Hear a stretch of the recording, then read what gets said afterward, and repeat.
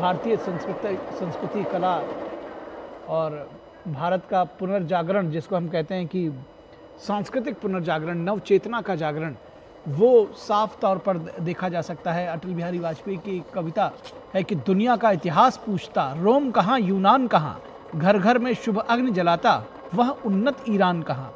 दीप बुझे पश्चिमी गगन के, व्याप्त हुआ बर्बर अंधियारा, किंतु चीरकर तम की छाती, चमका हिंदुस्तान हमारा।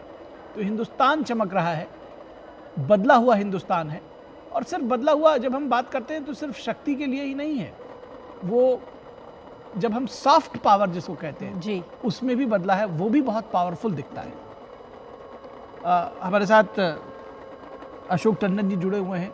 अशोक जी, आप अपनी बात पूरी करिएगा और साथ ही साथ ये भी बताइएगा कि ये भी बदले हुए हिंदुस्तान की एक तस्वीर है।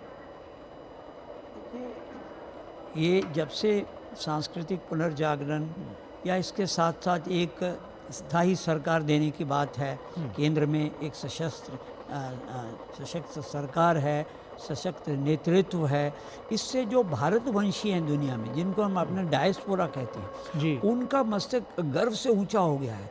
वो आज छाती ठोक कर कहते हैं कि हम भारतीय हैं और उसकी उनको एक सम्मान भी मिलता है। तो जो बात हम कर रहे थे कि विदेशी भी जो हैं आज भारत को एक अलग नज़र से देखने लगे। मुझे याद है कि कुछ दशक पहले ऐसा था कि किसी भी भारतीय को अगर अमेरिका में कहीं देखते थे तो कहते थे एक और इकोनॉमिक माइग्रेंट आ गया है। लेकिन आज उनको जिस इज्जत की नज़र से देखा जाता है तो वो हर एक को आईटी स्पेशलिस्ट मानने लगे हैं और भारत के प्रति आस्था भी बढ़ रही है कि ऐसा क्या है भारत की धरती में, ऐसा क्या आध्यात्मवाद है, क्या ऐसा स्पिरिचुअलिज्म है।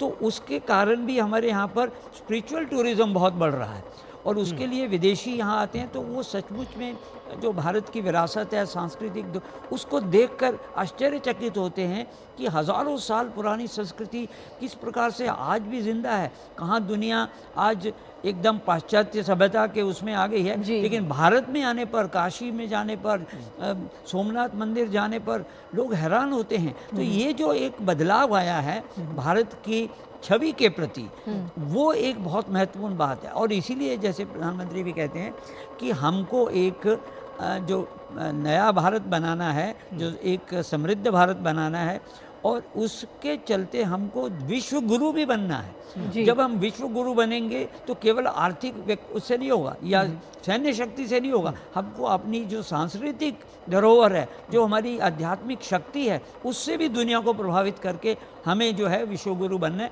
क्योंकि हम विश्वगुरु थे जब ये हमारी सभ्यता चरम सीमा पर थी, हमारी आर्थिक स्थिति दुनिया भर में सबसे बेहतर, तो क्यों भारत की ओर देखते थे और भारत को सोने की चिड़िया कहते थे। तो दुनिया आज फिर उसी भारत को देखना चाहती है और आज भारत उस ओर अग्रसर है। और जिस तरह से हम आगे बढ़ रहे हैं तो कोई आश्चर्य नहीं है कि 2047 से पहले ही भारत जो है एक नए भारत के और विकसित भारत के तौर पर दुनिया के अग्रणी देशों में आकर खड़ा हो, ऑलरेडी खड़ा हो गया है। तो मेरा ऐसा मानना है कि ये जो युग है इसको स्वर्णिम युग भी अगर कहा जाए तो गलत नहीं होगा।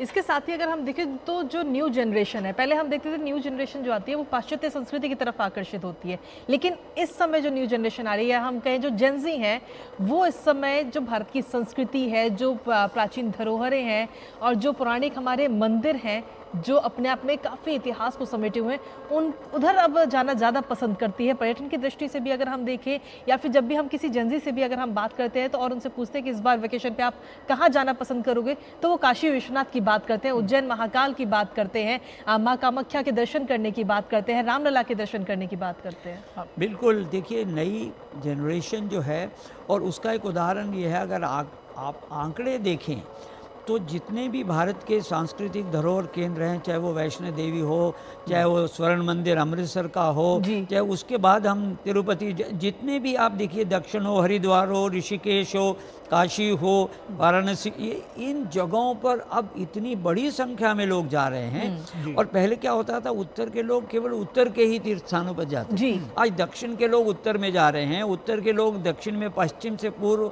तो जैसे आपने कहा कामाख्या,